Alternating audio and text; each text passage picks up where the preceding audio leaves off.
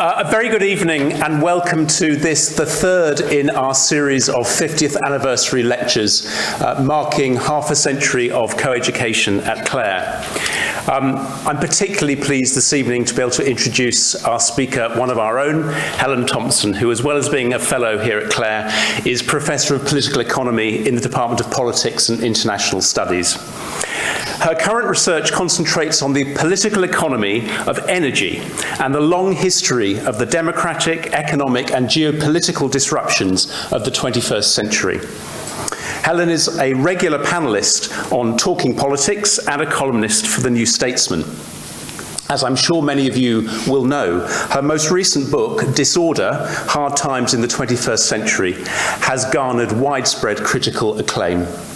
The Financial Times shortlisted it for its Business Book of the Year award, describing it as an ambitious attempt to weave together geopolitical, economic and domestic political themes into a single narrative, telling the story of the increasing instability of the global political system today. Those of us who have been privileged to hear Helen speak on previous occasions know that we are in for a treat this evening. So as we mark the college's particular journey over the past 50 years, Helen's topic today is apt: revisiting the 1970s, crisis lessons for the energy future. Helen Thompson.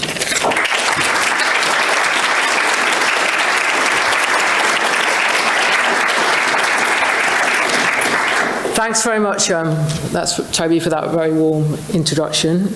It's an absolute pleasure and honour for me to be here today to celebrate the 50th anniversary of co-education at this college, where I've been a fellow for, I'm not going to quite calculate how many years, since 1994. In October 1972, when the moment that we are celebrating, remembering, I was 5 years old. I was in my first weeks at primary school, infant school as it was then called, on the edge of Stafford. And I'm pretty certain that the idea that I could become a fellow of a Cambridge college and that I would then be standing here giving a lecture to mark the anniversary of co-education at this college would have been utterly incomprehensible to me. I didn't want to start this evening in a way that actually does connect my 1970s self to what I want to say. But first of all, and I've actually managed to miss one slide off, I want to pay tribute to a woman who, at the time Clare was admitting women for the first time as undergraduates, was near single-handedly inventing's the wrong word, constructing the academic discipline that has shaped my academic career, and that is Susan Strange.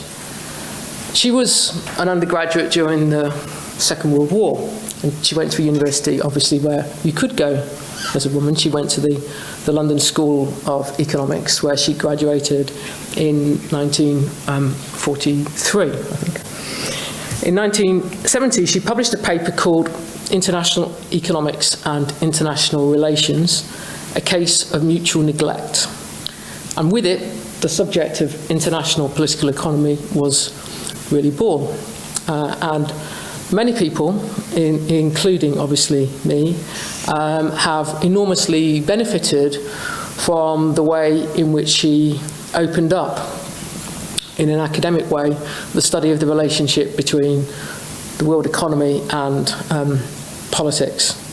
And when I started my academic career with lots of ignorance and naivety, I think, in retrospect, I was a PhD student at the LSE, and I did something that actually kind of fit quite closely, I think, with Susan Strange's interest, which was to think about the world economy and British politics, which was a principal interest of mine, from a monetary perspective and from a financial perspective. But over the last 10 years, I've spent more and more time thinking about energy and making energy central to my contribution to international political economy. In fact, I think you might say that I've kind of moved to a position where I would say as a mantra, international economics and international relations, to use her phrase, a case of energy neglect. And that, I hope, has been something of the contribution that I have made to this subject. And it's with this question of energy in the 1970s that I want to start. For those of us who lived through it, and this was true even for me as a child, energy was central to that decade. No one in the 1970s would have had any problem understanding why energy mattered in economic life, in geopolitical life, in democratic political life. It was taken for granted almost on a daily basis. As I say, if we skip on to like 1974, you can see from the picture on the right, the people at work sitting around with blankets around them. Obviously, I wasn't old enough to go to work, but I was old enough to remember what was going on. And I remember sitting around in the dark in the evening, my mother trying to cook tea for young children with no light and on colour gas. And that is pretty much my first memory of collective national life. The winter of 1974 and the three-day week. And this was a problem in all kinds of ways. Probably in terms of democratic politics, it perhaps had its most impact in the United States, where there were regular shortages of gasoline, gas as the Americans would call petrol, and at times it led to, this is actually in Britain again, but it led to quite violent conflict. Now, I actually think that there's something kind of strange that happens after the 1970s from some point in the 80s, where all that consciousness about energy kind of disappears, and in a sense, it's taken what's happened in the last perhaps year for those energy questions to rise back to the surface of politics. It never went away. It never went away geopolitically in some fairly overt ways, but I think that energy consciousness amongst citizens and thinking that energy was central to politics has kind of been something that was lost. Now, there's lots of reasons why that happened, I think, and I'm not going to dwell on them today. But what I wanted to talk about is the ways in which the 70s were shaped by energy questions, to explain why the energy disruption of the 1970s was as severe as it was, and in the end, to turn back to the 70s as a kind of path the path that wasn't taken out of the 70s as a way of thinking about our present energy predicaments. So what then happened in the 1970s that meant that energy was such a disruptive force? There are 5 geopolitical shocks that I want to talk about here. The first one is what happened in the United States. So as you can see, American oil production rises and rises with these dips that come largely from small recessions, and it reaches a peak in exactly 1970. Now, as I'm sure most of you know, the world has actually changed again since him, but we're just going to stick with where we are at the moment and not skip ahead beyond 2008. And what happened then in the decade after, the time after 1970, is that the United States is on a trajectory where it will become the world's largest oil importer. And that has profound geopolitical implications, not least for the United States' position in the Middle East, as we'll see, also for its domestic politics. Second shock of the 1970s in geopolitical terms is the country that actually replaced the United States as the largest oil producer in the world wasn't Saudi Arabia, which I think most people might say if they'd been asked, particularly given the increased salience of the Middle East during the 1970s. It's actually the Soviet Union now, obviously Russia, but our world in data doesn't retrospectively change the country names. What we can see is that at a certain point, just a little bit into the 70s, it's probably around 1973, the Soviet Union overtakes the United States to be the world's largest oil producer. And although the 70s isn't the origins of the European energy relationship, or I should say for the 70s, the West European energy relationship with Russia, it's the point in which West European countries double down on it, and it actually extends from oil into gas. So this is an important part of the turning point that came on the 24th of February last year, with the need for European countries now to repudiate the energy relationship with Russia. This is the decade in which it bedded down into being something really very significant. The third geopolitical shock that defined the 70s was what happened to Britain. Now, Britain had been an imperial power in the Middle East prior to the beginning of the 20th century, although in quite complicated ways in a way. But it was with the discovery of oil in Persia in 1908 that Britain had become a different kind of imperial power in the Middle East, though it had Persia, southern Persia, I should say, as an area of influence, sphere of influence, rather than Persia being directly subject to British rule. What happened by the end of the 1960s was it was very clear that Britain could no longer continue as an imperial power in the Middle East. The Americans actually begged the British to stay, despite what had happened in 1956 at the Suez Crisis, when Britain had behaved like an imperial power, and the Americans had said, no, that's not what we expect you to do as an imperial power. But by the end of the 60s, Britain had reached the end of the road as an imperial power in the Middle East. The then Labour Defence Secretary, Dennis Healey, announced the withdrawal from east of Suez, as it was called. And what was left was a situation, because the Americans didn't want to get into the Middle East themselves militarily, being embroiled in the Vietnam War, where Western economies, not just now Western Europe, but the United States, becoming acutely dependent upon oil from the Middle East, but there was no Western power there that was capable of exercising any power in the Middle East. And so the bet was that Iran and Saudi Arabia could essentially look after Western interests. But this ran into its own complications.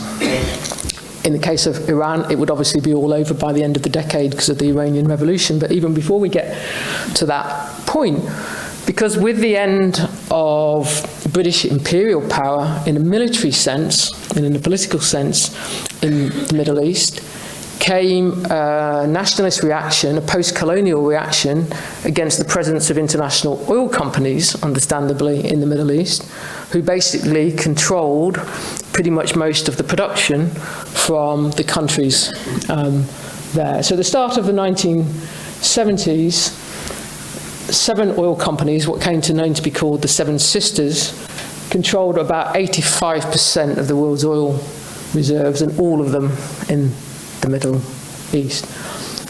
By the end of the decade, most of these companies had been nationalised, that they were now state-controlled energy companies, including in Saudi Arabia, which was one of the countries, well, it was the only country after the Iranian Revolution that the Americans in particular were relying on to deal with Western energy security issues.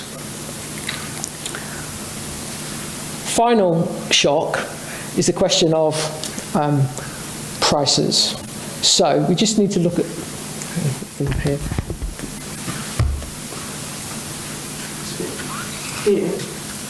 So you can see in the post-war period up to the 70s that it's not a completely flat line with oil prices. But what we see in the 70s is two big surges. The first coming actually 73 with the Yom Kippur War, and then at the end of the decade even much higher with the Iranian Revolution and then the Iran-Iraq War. So the whole framework in which Western economies had worked after 1945 had assumed that there would be low oil prices. And indeed, the Americans could, because they produced what they needed themselves largely, pretty much control American domestic prices. I mean, there's some caveats that could be put there, but we don't need to pursue them. Low oil prices were taken for granted as part of the post-war democratic political orders. And then in the 70s, that assumption was shattered. Not once, but twice. And all kinds of economic problems that Western economies faced in the 1970s can really be traced back to these energy problems. I want now to turn to what the response in the 70s was to these energy difficulties. Now, one thing that happened, and this is a way in which we can start to think about energy transitions, is that Western economies, or Western states I should say here, really doubled down on a hope that they'd begun to articulate in the 1950s, that nuclear power was the way out of oil problems. Now, just in seeing this, we need to see that now we understand that nuclear power is basically used to generate electricity. But in the 70s, there was still considerable hopes that nuclear power could do a lot more than that. That you wouldn't just generate electricity from nuclear power, but that you could actually substitute nuclear power for oil. And if you did that, so the hope went, you would kind of change all these problems that Western countries have been faced with in the 1970s. And indeed, you can see, so this chart begins like 1965. You can see it's all fairly flat through into the 70s, and then you start to see this big upturn. These are done in absolute terms, and as we'll see later, the French actually are the ones who commit to this the most, but in absolute terms, the United States is the single biggest nuclear power. Sorry, the single biggest user of nuclear power. And you also start to see hopes being invested in renewables in the 1970s. You spend enough time like flicking through our world in data, energy data, as I do, you can find that for the first time in 1978 in a European country, wind turns up at 1 terawatt, just a bit less than 1 terawatt an hour. It's the first time it's not zero. And it's in Denmark in 1978. This was Jimmy Carter, after solar panels had been put on the White House for the first time. The hope solar energy will not pollute our air or water. We will not run short of it. No one can ever embargo the sun or interrupt delivery to us. The postscript to this story was that when Ronald Reagan got into the White House, one of the first things he did was to remove the solar panels. Now, I want to suggest some ways now in which I think that we have left the world of the 1970s behind, and then I want to move on and suggest some ways where I think that there are some continuities, because the question in the way that I'm asking is what kind of lessons can we draw from this? But in order to answer that question in a serious and meaningful way, I think we have to understand the way in which the world is radically different. And the first thing I want to stress is that all these problems around oil in particular in the 1970s, energy in general, oil in particular, happened in a world that was Western dominated in every way. As I've already said, this is a world in which the British empire is only actually coming to its end. You could argue there's a Hong Kong issue still outstanding, but let's leave that aside for a moment. And it was a world in which Western oil companies dominated the entire production and distribution of oil, and it was a world in which, with the exception of the large oil producing countries like Saudi Arabia, that high per capita energy consumption was a Western affair. The world fundamentally changes. It's changed from the 1970s because that is just no longer the case.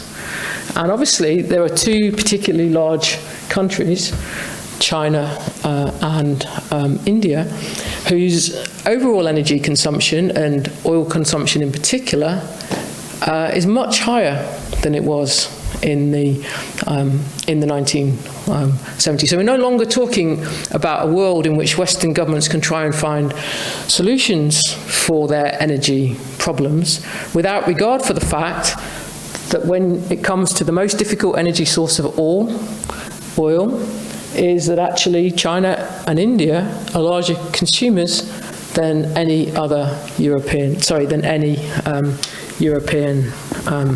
country. Sorry.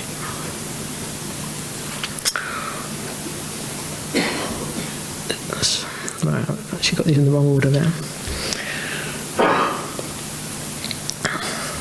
I hope that I've not made too much of a muddle of the order of the slides here. There is another important respect, this time on the production side, why we've left the world of the 1970s behind. And that is, we now live in a world again where the United States is the world's largest oil producer. You can see the United States, this red line, it's coming down still to just around, it's like around 2009. And then it's on a very, very sharp upward trajectory. No country has ever grown its oil production at the rate in which the United States grew its oil production in the 2010s, thanks to thanks to shale oil. This has had a profoundly disruptive effect on the US relationship with Saudi Arabia. In my book, I actually argue that it's had a profoundly disruptive effect on the entire Middle East, including because of the fact that it was this shale oil boom that allowed Barack Obama first to sanction Iran and then to establish the Iran nuclear deal. And I'm not going to say anything much about this now, is it had, in its equivalent shale gas, a profoundly disruptive effect on Europe, because for the first time it introduced a serious competitor to Russia for the European gas market since the 1970s, and it divided the European countries between those countries that wanted to buy Russian gas still, and those like Germany, and those countries that wanted to buy American gas like Poland and the Baltics.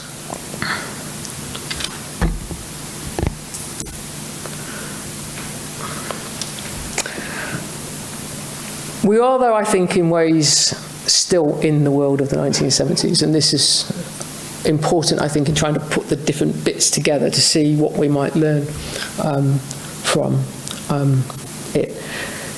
As I've already suggested, the United States, in moving from an economy in which it was largely domestically self-sufficient in oil to one in which it became the world's largest oil importer, ended up with a huge energy security problem centered upon the Middle East. The United States was unable to replace Britain in the Middle East in a military sense until the point in 1980 where Jimmy Carter said that in the event of a serious threat to American interests in the Persian Gulf, then the United States would use military force. Now, in order, I think, to understand where we are now and what the implications of the 70s story are, we need to say something about the Iraq war, the second Iraq war, to which we're coming up to the 20th anniversary later this month. Because if you think about where things had ended up in the 70s, at the end of that decade. You have the Americans not putting a navy in the Persian Gulf. They won't do that until after the Soviets have invaded Afghanistan and the Iran-Iraq war is started, well, in that interlude between them. And you have the international oil companies banished from the Middle East, their assets now belonging to the Saudi oil company or the Iraqi oil company. And you have a situation in which once China's demand for oil starts really to accelerate in the early 2000s, i.e. in the period after China joins the World Trade Organization, that you've got a supply of oil in the world that is no longer growing, that the United States hasn't got to its shale boom yet, so it can't do anything about replacing the oil that isn't coming from, say, a country like Venezuela or some of the other Middle Eastern countries with shale. And the people in the Bush White House got the notion that, maybe it wasn't, I'm going to be careful choosing my words here, had the idea that a way of dealing with the oil problem was to replace Saddam Hussein in Iraq and create a government there that would allow Western oil companies back into Iraq. Now, I'm not trying to say that that is the only motive for the Iraq war. I don't quite think that's the case. But it is an important motive for the Iraq war. I think that that is fairly indisputable now. So the Americans, for the first time, reached for a military solution to their oil problem, and they thought it would also have the advantage that instead of relying on these state-owned companies in the Middle East, that the Middle East would be opened up again, not just from in Iraq itself, but in their minds, in other countries too, to Western oil companies. If you look at it in these terms, and I'm not saying this because I want to minimize the suffering aspects of the Iraq war at all, the Iraq war has been another kind of failure. Because the idea that Iraq could be turned into a major oil producer producing the kind of volume that the United States and Saudi Arabia and Russia produce, that hasn't happened. And it proved so difficult for the Western oil companies who went back into Iraq to operate there because of the instability that the war in itself helped generate, that they're now back on their way out. And the companies that are there and staying are the Chinese. So if you look at it in those terms, one beneficiary of the Iraq war has actually been the Chinese.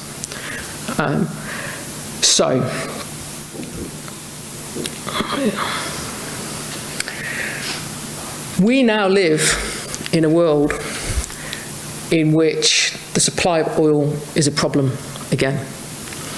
And it was a problem that was made very evident last year because of the war. But it was a problem that, if you were paying attention, was already evident in 2021.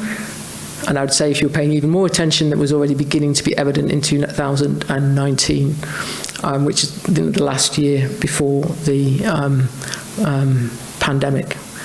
And this matters because whilst we are committed to an energy transition, most countries in the world, as we know, are committed to an energy transition. The energy transition is going slowly. I'm going to come back to this. But that energy transition that was hoped for in the 1970s around nuclear power didn't happen at scale in anything like the way that was hoped. You can see, when you look at this chart, which is the share of primary energy that's coming from nuclear power, with a huge exception of France, which is a total outlier on this issue.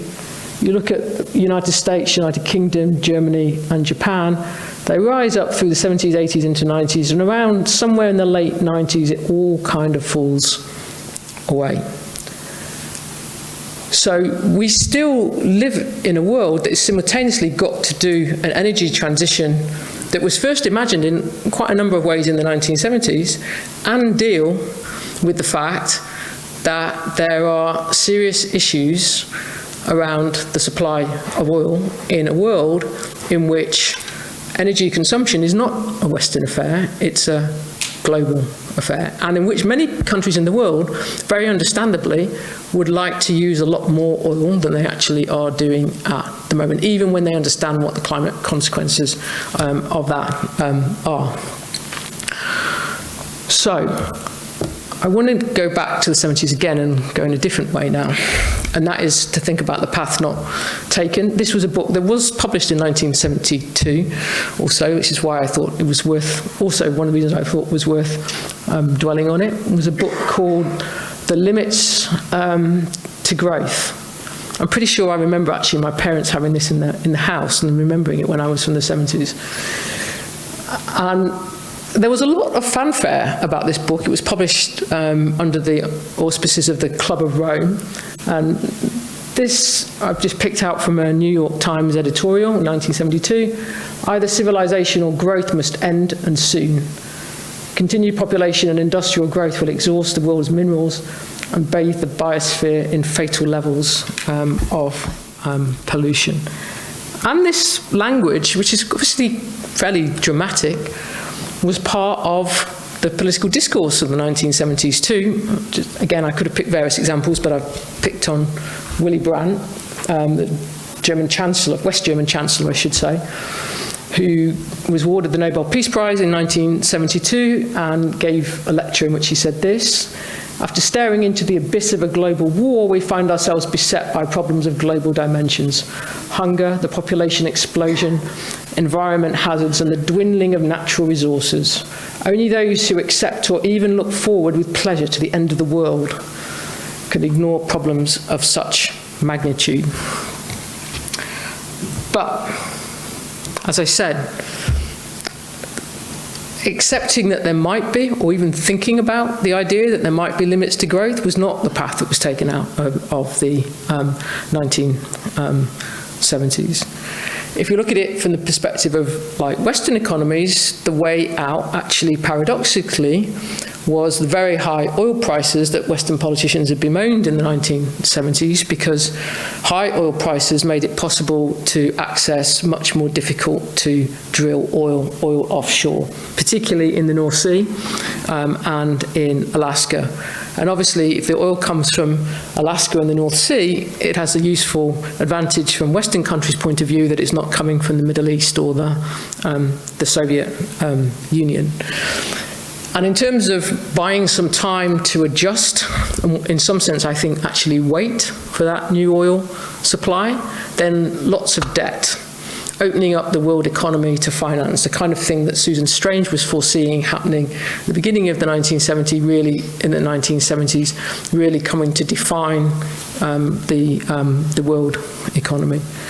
If you look at the developing countries and China in particular, but it's also to some extent true about India, as China decided it was, after Mao's death, going for a much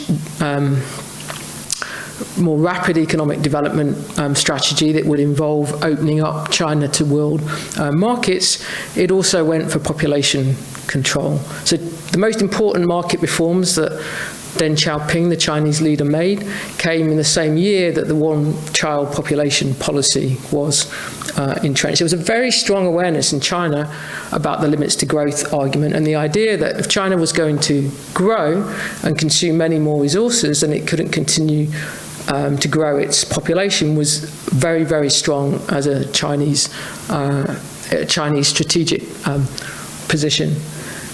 And if you put all this together, one of the perverse things that happens, and one of the tragic things I would suggest that happens is the way out of the 70s, is that the high oil prices that are useful to get more oil, and the high debt that is useful for buying time, end up sending developing countries in the 1980s, starting in 1982 in Mexico, into a debt crisis, into a crisis, a lost decade of development.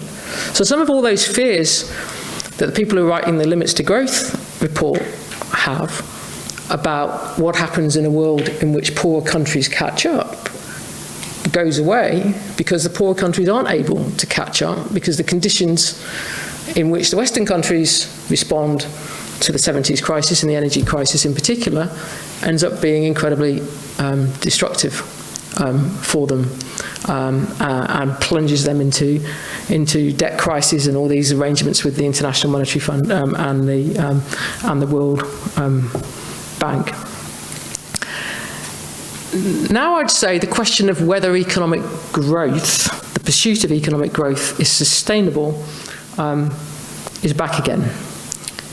Some people call it degrowth, some people call it sustainable growth, some people argue very strongly that it's unthinkable to have politics without being committed to growth, and that we should just banish these questions away, and that we should just take it for granted that technology will fix the problem for us.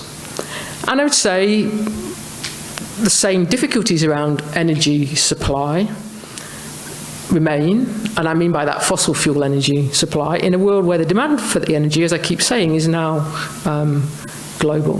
And I'm just going to give two examples pertaining to what happened after the war began to see this.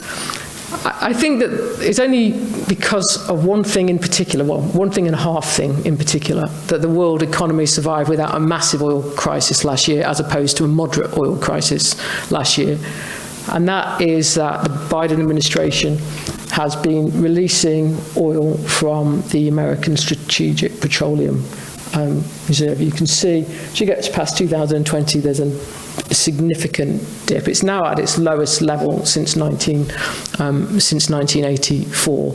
And the half thing is that China spent most of last year with a zero COVID policy, and also sort of half crashed at least its property boom, and so it had very low growth last year.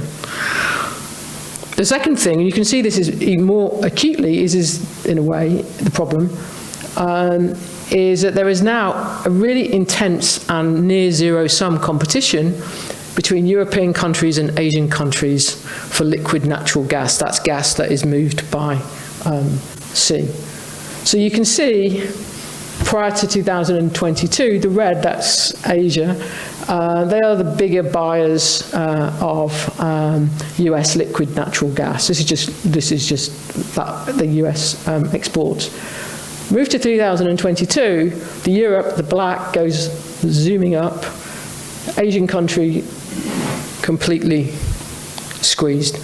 And one particular country, Pakistan, which has had for some time now long-term natural gas contracts with a number of different countries' energy firms, found that the contracts that they had were broken and the penalties paid because it was more worth it for those companies to sell to European countries at premium rates on the spot markets than to honour their contracts. So when people say that Europeans have adjusted well to gas problems since the war began and without Russian supply, they don't tend to add because they took supply away from poorer Asian countries to the reality. Another hard reality is the fact that thus far, the energy transition, renewables are adding to the energy mix. They're not actually replacing fossil fuels. You can see there's still a quite steady growth in, there's a down in oil consumption from the pandemic, but it's back up again. Coal does kind of come down from about 2016, but the war has sent coal back up and gas is on a pretty straight upward trajectory. And I want to finish then with one pessimistic thing from the 70s and one optimistic thing. Now, I think that when you look at it, there's a lot of optimism about renewables that has a long history already, going back to the 1950s 70s. This thing like plots different projections, one of which is the Carter administration about how much share renewables will be of the total energy mix of US. You can see some really high, up to like 50%, and then actually what the reality is, the thick blue line. There is like a history of like wishful thinking about this that goes back to the 1970s. But I actually think that when you go back to the story of the 1970s and think about the ways in which even people close to power and in which citizens, which people contributing in the public sphere, if you like, even the New York Times, tried to face these really big questions. They actually did think through what the significance of energy is for our entire future as a species, as human beings, as humanity. There's actually something really to admire about that. And I think that we do need to ask those hard questions. I don't think that that means that we all need to accept that there's no future for economic growth.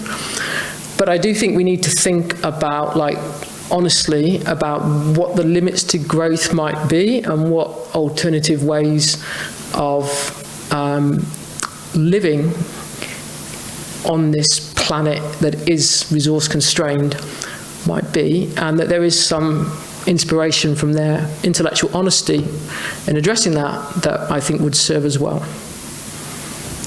Thank you.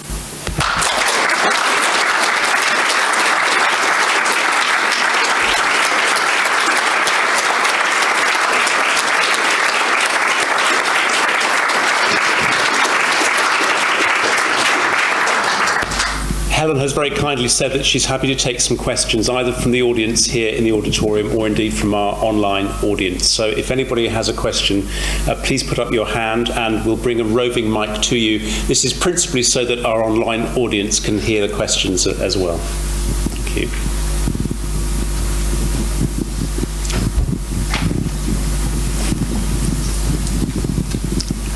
You gave the example before we got to talking about the limits of growth of the solar panels going onto the White House and then being taken down by the next administration. And it was that administration that had all the interest in saying, no, growth is good. These people. How do you position the sidelining? Because there was a lot of sidelining other than the support in relation to the Reagan administration. That's a really good question. I actually have come sort of, well, I'm going to backtrack a step. I've for a long time skeptical about the term neoliberalism doing much explanatory work in explaining the change between the 70s and what came after. But I've become a little bit more sympathetic to it, not on its own terms. But the reason why is because I kind of come to the view that actually this, let's call it the neoliberal mantra, growth via markets, is actually the response on the right to limits to growth. So the limits to growth represents like pessimism in this sense. Reagan was keen on Morning Again in America.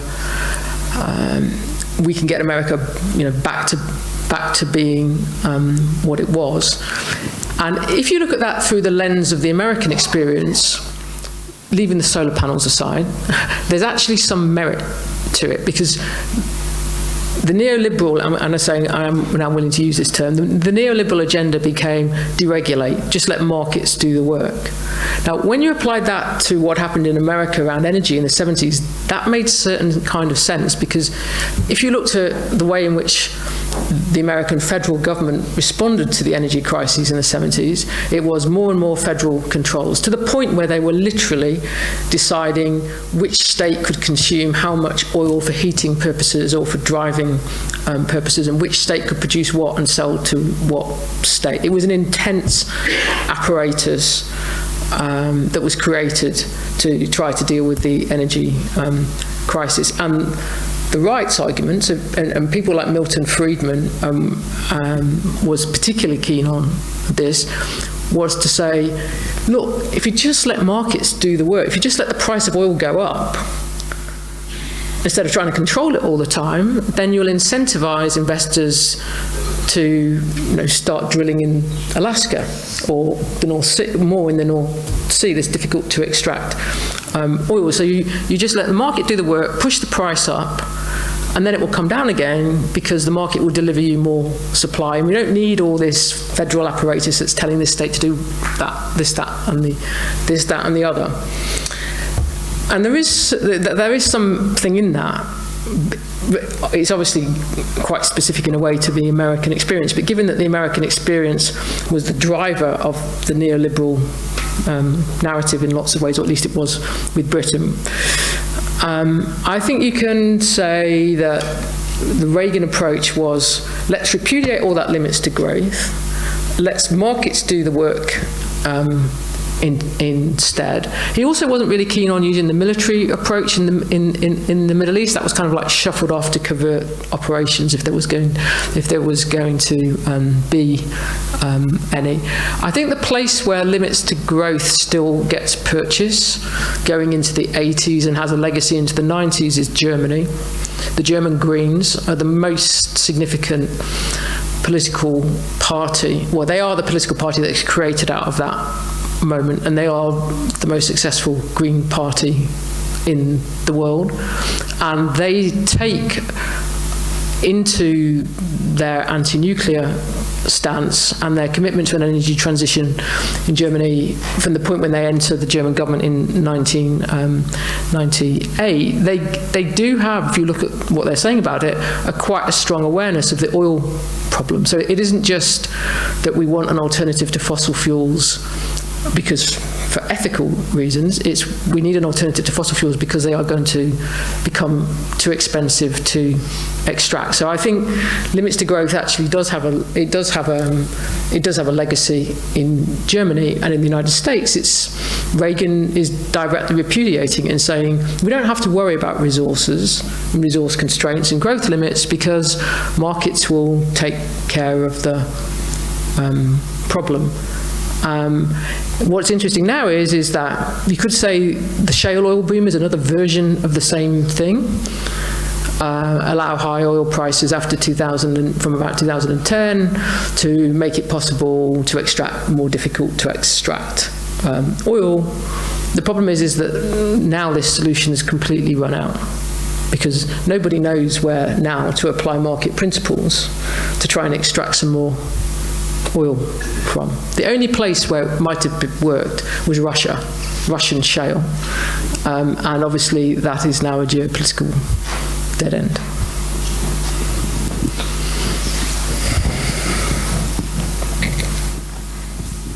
Thank you very much, but it was fairly sort of Euro-US Northern Hemisphere focused, and clearly from what you point about the rise in national and GNP in Asia and also population rise in Africa.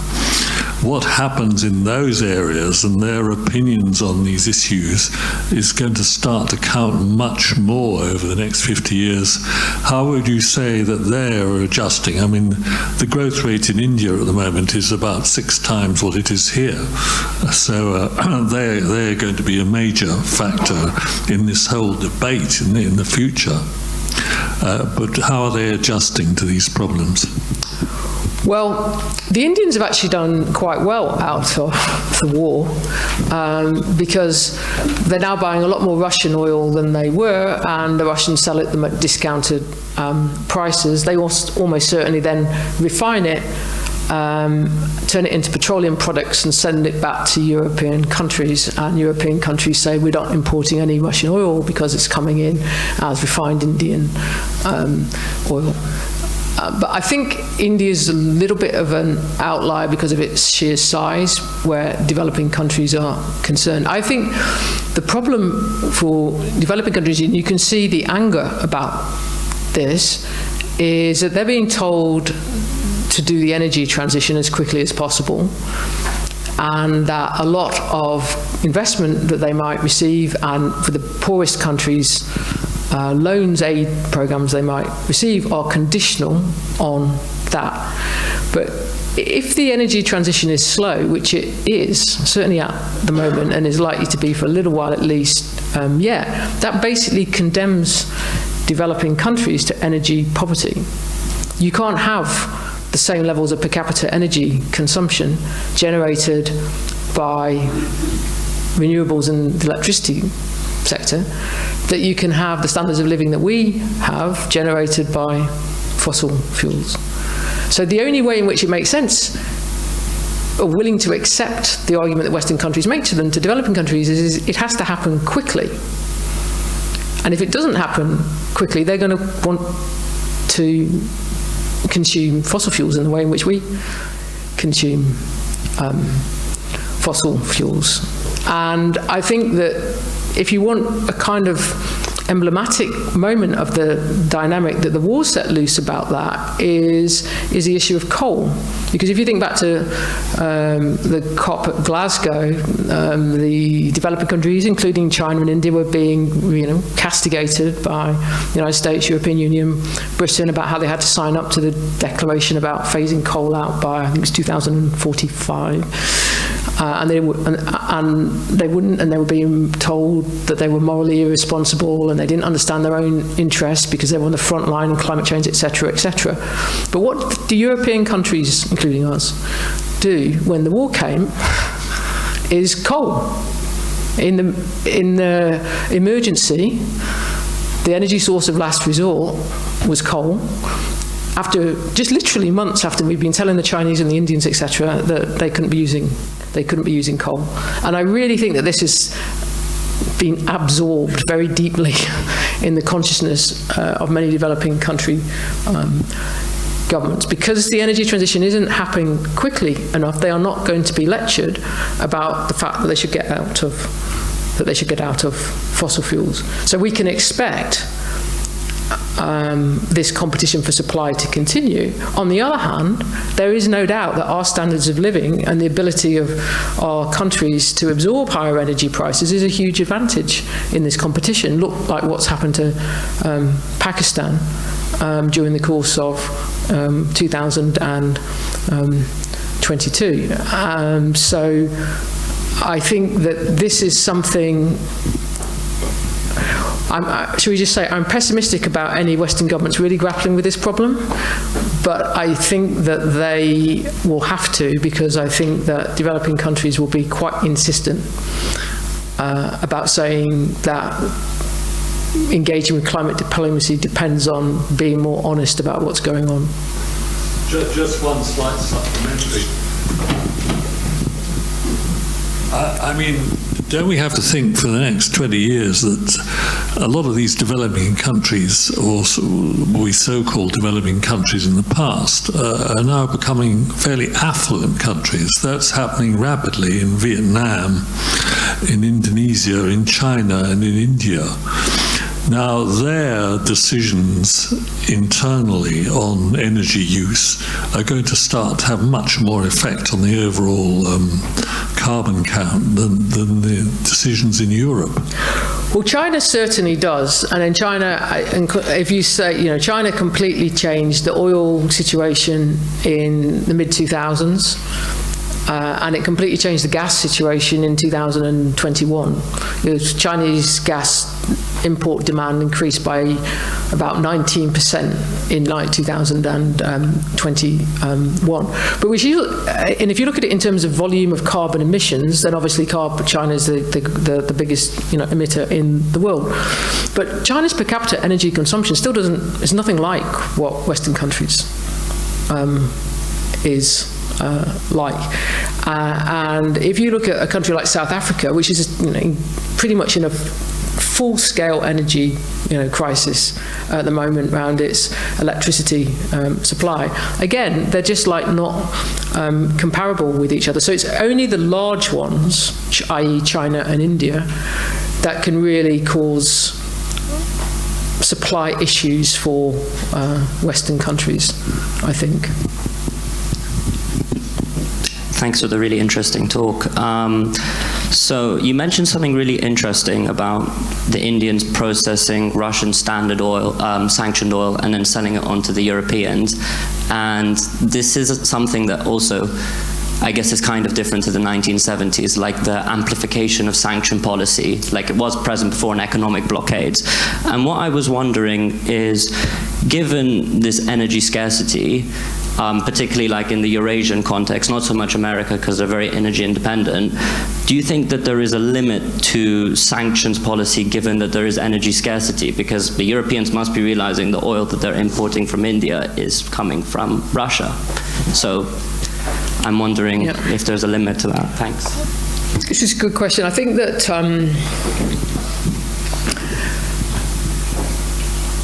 we should understand that it's really impossible to find a historical precedent for sanctioning large oil-consuming countries, sanctioning one of the world's largest oil producers. So whilst the Soviet Union was subject to sort of informal sanctions, well, they weren't really sanctions, but it was hard for it to export. Actually, it pushed through that problem by the second half of the 1950s, and was also then, importing a lot of gas to European countries through the last 2 decades of the Cold War, including it making absolutely no difference to, let's say, West Germany when martial law was declared in Poland. Just say it's not our problem. So what has gone on this year since 24th February in terms of sanctioning Russia as the world's across the board energy superpower is unprecedented, and that is partly why things are not quite what they seem in terms of when you look at crude flows compared to petroleum product flows. Like with gas, it doesn't come through the pipelines, but Russian liquid natural gas exports went up quite considerably last year. Spain probably bought more liquid natural gas from Russia last year than from any other country. Maybe the French did too. It's not so clear.